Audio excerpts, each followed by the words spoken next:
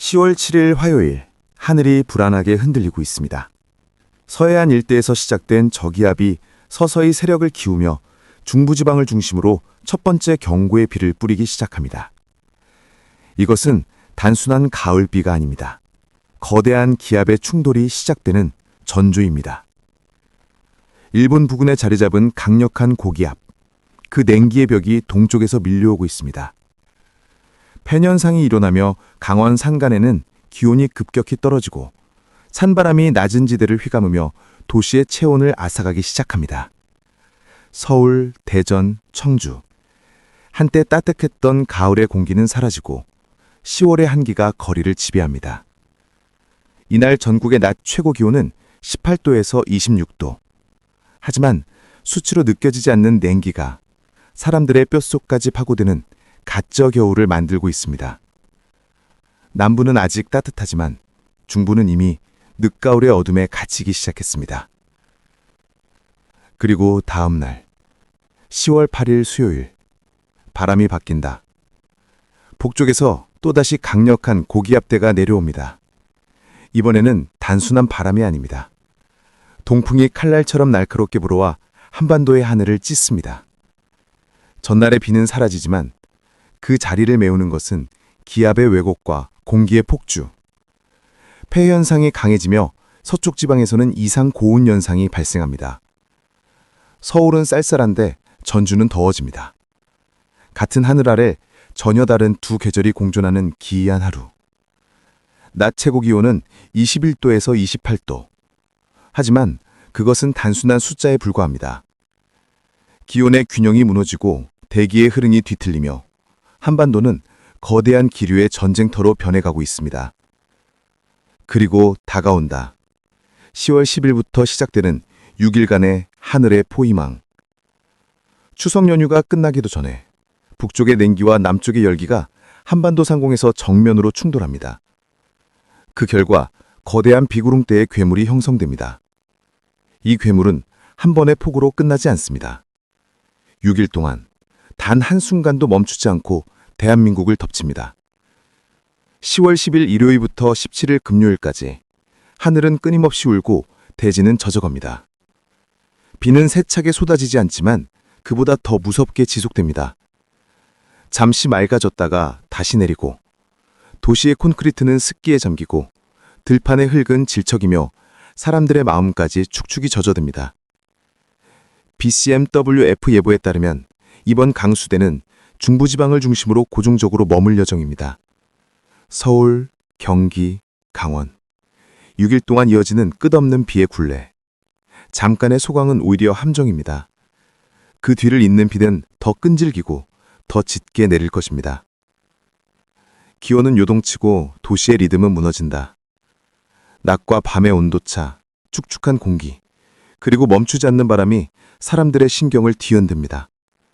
농작물의 피해, 교통의 혼란, 산업 현장의 지연, 이 모든 것이 지속된 비라는 이름의 재난으로 다가옵니다. 누적 강수량 지도는 그야말로 한반도의 슬픔을 시각화한 그림. 시간이 갈수록 푸른색에서 짙은 자주색으로 변하는 하늘의 흔적이 우리에게 말없이 경고합니다. 이 비는 쉽게 끝나지 않을 것이다. 10월의 하늘은 더 이상 가을이 아닙니다. 그것은 기후의 변이, 자연의 분노, 그리고 인간의 무력함이 교차하는 무대입니다. 다가오는 6일간의 비, 그것은 단순한 날씨 예보가 아니라 10월 재난의 서막입니다. 하늘이 온다. 그리고 우리는 그 눈물 속에서 무엇을 배울 것인가? 서해 저기압과 일본 고기압의 교착 상태. 10월 7일에서 이어지는 첫 번째 강수의 원인은 서해를 통과하는 저기압과 일본 동쪽의 고기압이 밀고 당기는 기압의 줄다리기 현상에 있습니다. 보통 이 시기 한반도는 고기압이 자리 잡으며 맑은 가을 날씨를 보입니다. 그러나 올해는 다릅니다. 북태평양 고기압이 비정상적으로 강하게 확장해 그 끝자락을 일본 열도와 동해를 덮치며 찬 공기를 남하시킵니다. 결과적으로 한반도 중부는 고기압의 압력벽에 갇혀 공기순환이 막히고 구름이 빠져나가지 못하는 갇힌 하늘이 됩니다.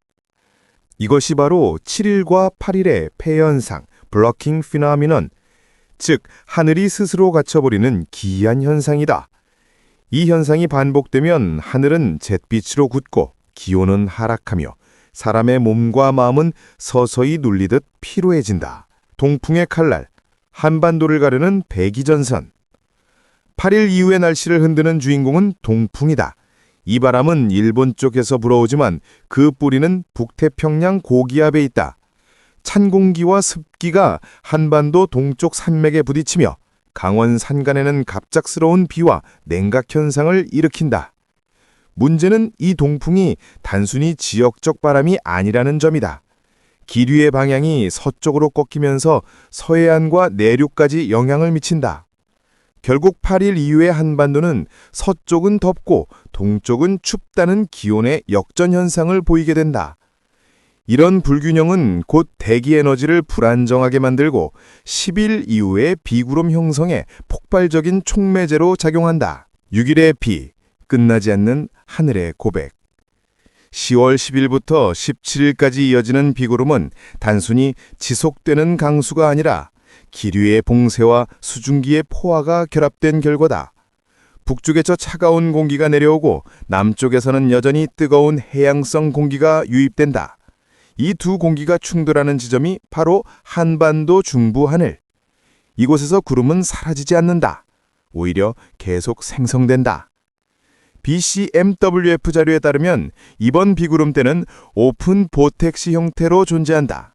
즉 완전히 이동하지 않고 한반도 상공에서 서서히 회전하며 자기 자신을 유지하는 형태. 이로 인해 구름은 끊임없이 재생되고 비는 멈추지 않는다. 이 현상은 2020년 여름 장마 이후 처음이며 당시와 달리 이번에는 가을철 비정상 강수라는 점이 더욱 충격적이다. 기후 이상 신호, 계절의 붕괴. 전문가들은 이 현상을 단순한 가을비로 보지 않는다. 지구온난화에 의한 제트기류, 즉 고층 대기 흐름의 붕괴가 근본 원인이다. 원래 제트기류는 북극의 찬 공기와 열대의 따뜻한 공기를 분리하는 대기의 경계선 역할을 했다. 하지만 최근 이 제트기류가 파형으로 비틀어지며 느려지고 있다. 그 결과 차가운 공기와 더운 공기가 서로 깊이 파고들며 계절의 질서가 무너지고 있는 것이다. 즉, 지구가 스스로의 균형을 잃어가고 있다. 이번 10월의 비는 단순한 기상현상이 아니라 기후변동의 붕괴 신호일지도 모른다. 경제, 사회적 파장. 농업. 추수기 직전의 비는 곡물의 수분 함량을 높여 품질 저하 및 저장 불량을 초래. 건설 및 산업 현장. 장기 강수로 인한 작업 지연, 자재 손실 증가. 국민 건강. 낮은 기온 플러스 높은 습도 등은 관절염, 호흡기 질환, 우울감 급증. 에너지 소비. 난방 수요 조기 증가로 전력망 압박 예상. 이 모든 요인이 겹치면 이번 10월의 비는 보이지 않는 재난, 즉 경제와 심리를 동시에 마비시키는 복합 기상재난이 된다. 하늘의 분노는 경고다.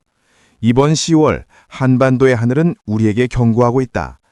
자연은 단지 비를 내리는 것이 아니다. 균형을 되찾기 위해 스스로를 정화하고 있는 것이다. 하늘의 눈물은 어쩌면 인간의 오만에 대한 회개일지도 모른다.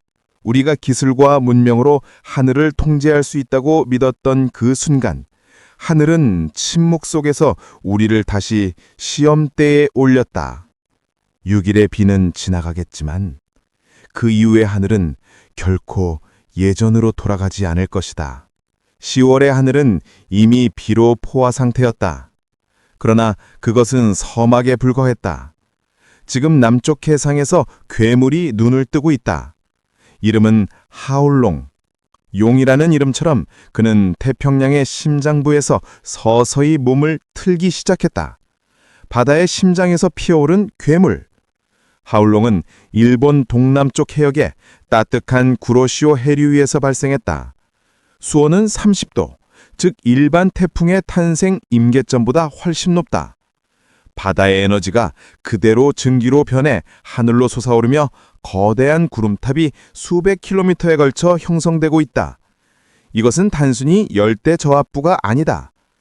지구의 에너지가 한 곳에 응축된 폭발 직전의 심장이다. 일본 기상청 JMA는 이미 10월 8일의 기점으로 하울롱이 초강력 태풍으로 발달할 가능성을 경고했다. 그 중심 기압은 920 헥토파스칼 이하로 최대 순간 풍속은 초속 55m, 즉 시속 200km, 건물의 외벽을 뜯어내고 대형 차량을 공중에 띄울 정도의 위력이다. 두 개의 기류가 만든 복합재난 시나리오. 현재 한반도는 북쪽의 차가운 고기압과 남쪽의 따뜻한 저기압대 상위에 끼어 있다. 이때 남쪽에서 북상하는 태풍이 접근하면 그 주변부의 수증기가 한반도 상공의 냉기와 만나 폭발적인 비구름대를 형성한다. 즉, 태풍이 직접 상륙하지 않아도 재난은 발생한다. 하울롱이 동쪽으로 비껴간다 해도 그의 숨결만으로도 한국은 폭우와 폭풍의 연쇄 충격을 맞게 된다. ECMWF 모델에서는 10월 11일 13일경 하울롱이 일본 오키나와 부근을 통과한 뒤 그 외곽 비구름대가 한반도 남부를 덮칠 것으로 예측한다. 이 시점에서 이미 한반도는 6일 연속된 장기 비구름에 포위되어 있으며 하울롱의 습한 열기가 추가되면 대기 폭발, 바다의 압력, 하늘의 분노, 그 경계선이 무너진다. 하울롱이 북상할수록 한반도 주변의 바다는 서서히 끓어오르고 있다. 남해안과 동해안의 수온은 이미 평년 대비 플러스 2에서 3도 상승. 이것은 태풍의 연류이자 해일의 잠재력을 키우는 위험한 에너지 저장소가 된다. 기상위성 영상에서는 태풍의 중심부가 이중 눈벽, 더블 아이월 구조로 변하는 모습이 포착되고 있다. 이는 초강력 태풍이 본격적으로 폭발하기 직전 나타나는 현상이다. 내부에서 한 번 더 태풍이 재구성되는 것이다. 즉, 하울롱은 한 번 더 진화하는 태풍이다. 그는 이미 완성된 폭풍이 아니라 자기 자신을 업그레이드하고 있는 괴물이다. 운명의 경로, 한국, 일본, 혹은 둘 다. 기상센터의 모델은 세 가지 시나리오를 제시한다. 일본 직격형, 하울롱이 북동쪽으로 틀어 일본 규슈와 시고쿠를 통과하는 경로. 이 경우 일본은 폭풍과 해일의 이중 피해를 입게 된다. 그러나 한국 역시 외곽 비구름과 강풍 영향권에 든다. 한반도 근접형, 태풍이 북북서로 이동, 대한해협을 통과하는 경로. 부산, 울산, 포항, 제주는 태풍 중심부의 바람에 직접 노출된다. 이 경우는 재앙 수준이다. 연휴 막바지 교통마비, 항공선박 전면 결항, 도시 전전 가능성까지 현실화된다. 혼합형, 태풍이 일본을 스치며 북상한 뒤 그 잔류 에너지가 한반도 상공으로 다시 유입되는 경로. 이 경우 하울롱은 태풍으로서의 수명을 마치지만 비구름의 괴물로 변신해 다시 돌아온다. 6일간의 장기비가 10일, 11일, 그리고 12일로 연장될 가능성이 높다. 이것은 단지 태풍이 아니다. 기후 시스템의 경고장. 하울롱의 탄생 배경은 단순한 바다의 이상 고온이 아니다. 이는 전 지구적 온난화가 태풍의 에너지 한계를 파괴한 사건이다. 보통 9, 10월이면 해수온이 내려가 태풍이 약화되어야 하지만 올해는 바다가 식지 않았다. 그 결과 열대성 에너지가 10월까지 이어지며 태풍이 늦게 태어나고 더 강하게 성장하는 비정상 패턴을 보인다. 이는 명백한 경고다. 기후가 계절의 질서를 버렸다.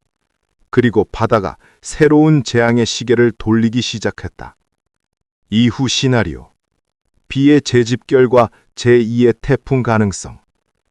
기상청 내부 분석에 따르면 하울롱이 소멸하더라도 그의 잔존 수증기와 에너지가 한반도 남부에 머물 것으로 예상된다.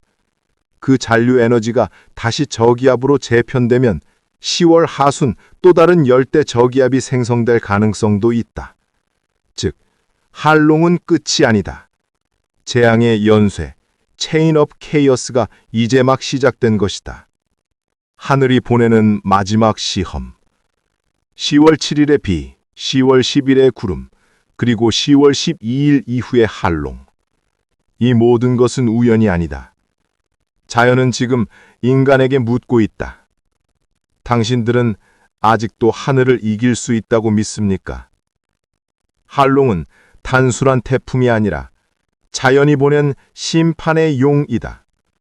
그의 바람이 지나간 자리에는 도시의 불빛이 꺼지고 문명의 소음 대신 파도와 바람의 목소리만이 남을 것이다.